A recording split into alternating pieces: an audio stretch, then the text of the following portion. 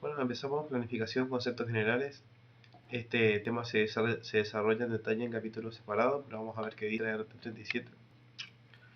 Planificar en forma adecuada el trabajo de auditoría teniendo en cuenta la finalidad del examen, el informe a emitir, las características del ente cuyos estados contables serán objeto de la auditoría, las circunstancias particulares de cada caso y la valoración del riesgo efectuada con el objetivo de reducir este último a un nivel aceptablemente bajo en las circunstancias. La planificación debe incluir la selección de los procedimientos a aplicar, su alcance, su distribución en el tiempo y la determinación si han de ser realizadas por el contador o por sus colaboradores. Perfectamente, la planificación se debe formalizar por escrito y, dependiendo de la importancia del ente, debe comprender programas de trabajo detallados. Reunión de los elementos de juicio válidos y suficientes. Evidencia. Concepto de evidencia, naturaleza, cantidad y calidad de los mismos, fuente de evidencia, importancia y riesgo de las posibles errores e irregularidades. Bueno, acá empezamos. Reunión de los elementos de juicio. Reunir los elementos de juicio válidos y suficientes que permitan emitir su informe. El contador debe, a través de su tarea, reunir los elementos de juicio válidos y suficientes que le permitan emitir su informe a través de la aplicación de procedimientos de auditoría. Evidencias. ¿Qué son las evidencias? Son los elementos de juicio de los que se vale el auditor para sustentar su informe. Evidencia y elemento de juicio se utilizan como sinónimos en la auditoría. Evidencia es el elemento de convencimiento para el auditor que le otorga solamente un cierto nivel de seguridad de auditoría. Control. Evidencia es el elemento de convencimiento para el auditor que le otorga solamente un cierto nivel de seguridad de auditoría. Bueno, concepto de evidencia según la NIA 500. Evidencia de auditoría es toda la información que usa el auditor para llegar a las conclusiones en las que se basa su opinión de auditoría, e incluye la información contenida en los registros contables subyacentes a los estados financieros y otra información. No se espera que los auditores atiendan a toda la información que puede existir. La evidencia de auditoría, que es acumulativa por naturaleza, incluye aquella evidencia que se obtiene de procedimientos de auditoría, que se desempeñan durante el curso de la auditoría y que pueden incluir evidencia de auditoría que se obtiene de otras fuentes como auditorías anteriores y los procedimientos de control de calidad de una firma para la aceptación y continuación de clientes. El objetivo del auditor es diseñar y aplicar procedimientos de auditoría de forma que le permita obtener evidencias de auditoría suficiente y adecuada para poder alcanzar conclusiones razonables en las que basar su opinión. La evidencia de auditoría es necesaria para sustentar la opinión y el informe de auditoría. Es de naturaleza acumulativa y se obtiene principalmente en la aplicación de procedimientos de auditoría en el transcurso de la auditoría. No obstante, también pueden incluir información obtenida de otras fuentes, tales como auditorías anteriores, siempre y cuando el auditor haya determinado si han producido cambios desde la anterior auditoría que puedan afectar la relevancia de esta para la auditoría actual. El procedimiento de control de calidad de la firma de auditoría para la aceptación y continuación de clientes, además de otras fuentes internas y externas de la entidad. Los registros contables de la entidad son una fuente importante de evidencia de auditoría. Asimismo, la información que se utiliza como evidencia de auditoría puede haberse preparado utilizando el trabajo de un experto de la dirección. La evidencia de auditoría comprende tanto la información que sustenta y corrobora las afirmaciones de la dirección como cualquier información que contradiga dichas afirmaciones. Adicionalmente, en algunos casos el auditor utiliza la ausencia de información, por ejemplo la negativa de la dirección a realizar una manifestación que se haya solicitado, y en consecuencia constituye también evidencia de auditoría. Fuentes de evidencia de auditoría. Parte de la evidencia de auditoría se obtiene aplicando procedimientos de auditoría para verificar los registros contables.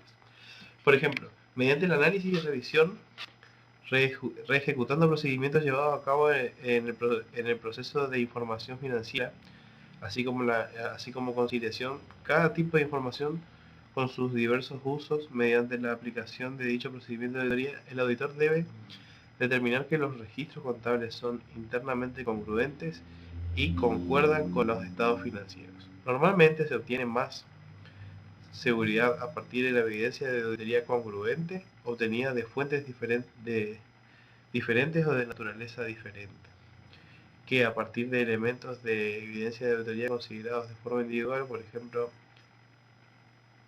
la obtención de información corroborativa de una fuente independiente de la entidad puede aumentar la seguridad que obtiene el auditor de una evidencia de auditoría que se genera internamente, como puede ser la evidencia que proporcionan los registros contables, las actas de reuniones o una manifestación de la dirección.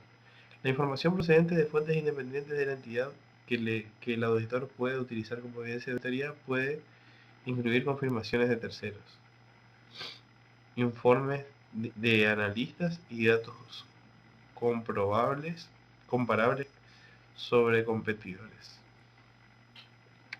Qué verga este apunte. Procedimiento de auditoría. Tipos de prueba de auditoría, prueba de controles o de cumplimiento y pruebas sustantivas, tipos de procedimientos. Los procedimientos son las tareas tendientes a dar cumplimiento a las normas de auditoría relativas al trabajo. Los procedimientos son todas las tareas que desarrolla el auditor para obtener evidencias que le permitan respaldar su opinión sobre los estados financieros.